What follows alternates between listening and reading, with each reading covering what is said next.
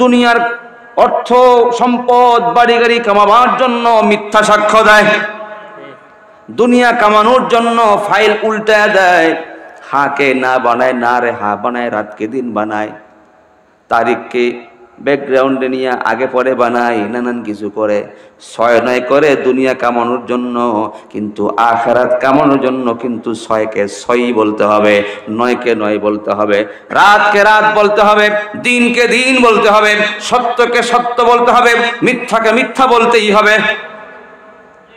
দুনিয়া কামানোর জন্য মিথ্যার আশ্রয় নেওয়া যায়, কিন্তু আখিরাত কামানোর ক্ষেত্রে মিথ্যার আশ্রয় নেওয়া যায় না। আমার প্রাণের ভাইয়েরা, হালালের উপরে সন্তুষ্ট থাকা, মিথ্যার আশ্রয় নিয়ে হারাম কামানোর চাইতে, 3 বেলা পেট ভরে হারাম উপার্জন করে আরামে খাওয়ার চাইতে, ভালো মানের ফ্ল্যাট বাসায় এসি রুমে অর্থ হারাম ভাবে উপার্জন করে থাকার চাইতে ভ্যান্না পাতার ছাউনিতে থাকা অনেক ভালো। আমার প্রাণের ভাইয়েরা, আল্লাহ নবীর সাহাবীদের বিশাল বিশাল রাজপ্রাসাদ ছিল না, ছাউনি ছিল এমন বৃষ্টি আসলে বৃষ্টি পড়তো, ঘর ছিল এমন বাতাসে একটু নাড়া দিলে ভেঙে যাইতো, এরকম সুন্দর মোজাইক করা ছিল না, এক ইটের উপর আরেক ইট তাও সাইজ করা না। বিশ্ব নবীর যে ঘরটা ছিল, ঘরটা আপনারা অনেকেই দেখেছেন, উপরে খেজুর পাতা দিয়া কোন রকম রেখে দেওয়া হয়েছে, রোদ আসলে রোদ লাগতো, বৃষ্টি পড়লে বৃষ্টি পড়তো। সাহাবীদের জিন্দেগি তালাশ করলে এমনটি পাওয়া যায়। হযরতে আবু বকর সিদ্দিক রাদিয়াল্লাহু তাআলা আনহু সেরা জামা গায়ে দিয়েছেন, হযরতে উমর ফারুক রাদিয়াল্লাহু তাআলা আনহু তালি দেওয়া জামা গায়ে দিয়েছে। চাটাইয়ের মধ্যে শুয়ে থাকতে থাকতে বিশ্বনবীর সাহাবী হযরতে উমর ইবনুল খাত্তাব রাদিয়াল্লাহু তাআলা আনহু পিঠের মধ্যে দাগ পড়ে গেছে, অথচ উনি ছিলেন অর্ধ পৃথিবীর বাদশা। সুবহানাল্লাহ। অর্ধ পৃথিবীর বাদশা হওয়ার পরে চাটাইয়ের মধ্যে শুয়ে থাকতে থাকতে পিঠের মধ্যে দাগ পড়ে গেছে।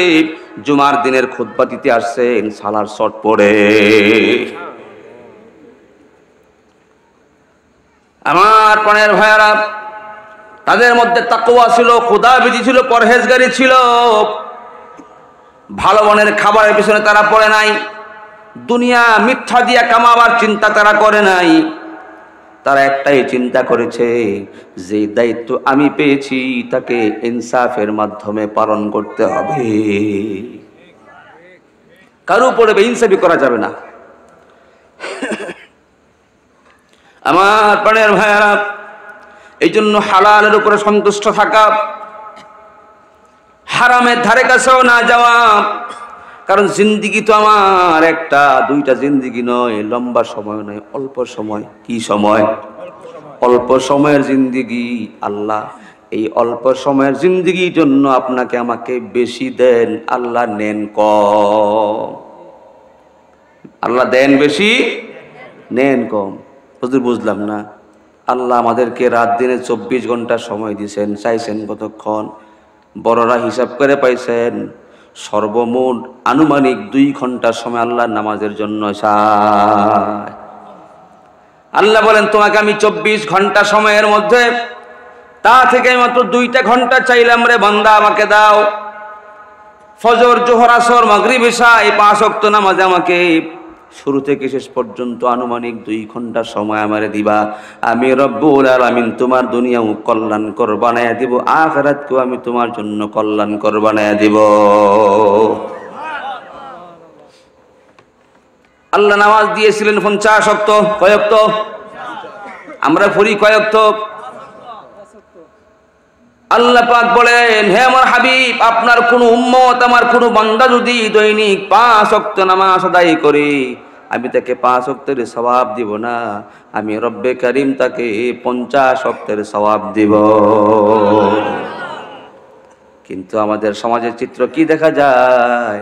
সকাল করে সে আরামের ঘুম দিয়া, নাক ঢেকে এমন ঘুম ঘুমায়, পাশের রাস্তা দিয়া ট্রাক গেলে তার ট্রাকের আওয়াজ তার নাকের আওয়াজের চেয়ে বেশি হয়ে যায়।